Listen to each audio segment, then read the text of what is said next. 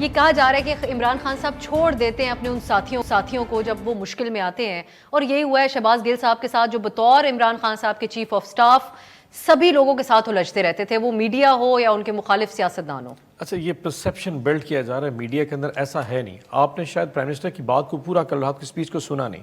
انہوں نے یہ کہا، اب دیکھیں فار ایگزامپل میں ان کا کارکن ہوں، مجھے کہیں جی تم بہادر بن جاؤ، میں بہادر بن کے جا کے اللہ نہ کرے کوئی بندہ مار دوں، دیٹس مائی اون فیل، اور میری اپنی تھاٹس ہے نا۔ وہ تو ایک آپ کو مطلب آپ کی وہ کیا کہتے ہیں نا، آپ کی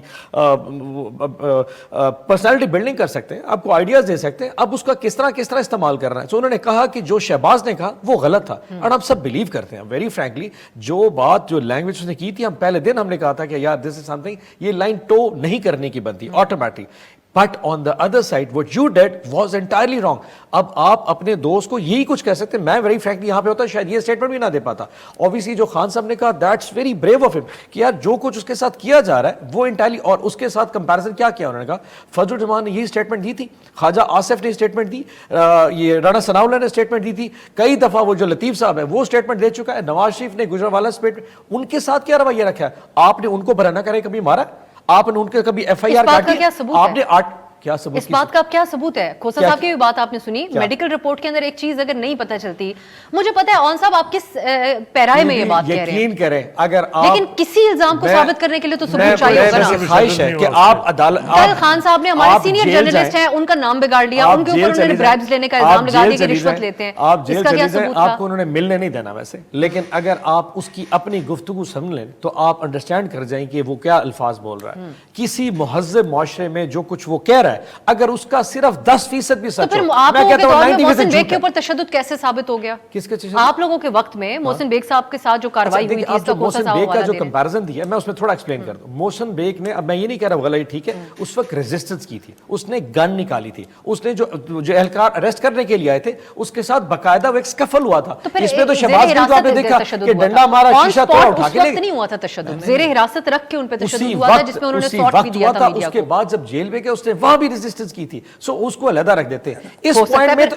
اگر اس طرح بات کرنی ہے تو ہم کہہ سکتے ہیں کہ ہو سکتا ہے گل صاحب نے بھی ریزسٹ کیا، ایک شخص سرنڈر کر رہا ہے، وہ آپ کے ساتھ جا رہا ہے، وہ آپ کی انویسٹیگیشن جواب دینے کو تیار ہے، آپ اس سے سوال پوچھے وہ جواب دے گا، آپ نے سوال نہیں پوچھا آپ نے تھپڑ دے مارا، آپ نے دوسرا سوال نہیں آپ نے اس کو نیچے مار دیا، مطلب یہاں تک کہ نشان نہیں پڑنے دیے، اس کے جسم پہ کہیں کوئی نشان نہیں ہوگا۔ yet the kind of pain he must have felt۔ تشدد کی ہم بہت سخت مخالفت کرتے ہیں۔ اب جو خان صاحب نے کل بیانات دی اس میں اون صاحب ایک بات انہوں نے کہی، پہلے وہ کہتے تھے فوری الیکشن، اب وہ کہتے ہیں جتنا وقت گزرے گا ہمیں فائدہ ہوگا، لیکن نقصان نہ ہو جائے، حکومت معاملات معاشی طور پہ مینج کرے، دیگر اپنے کام کرتی رہے۔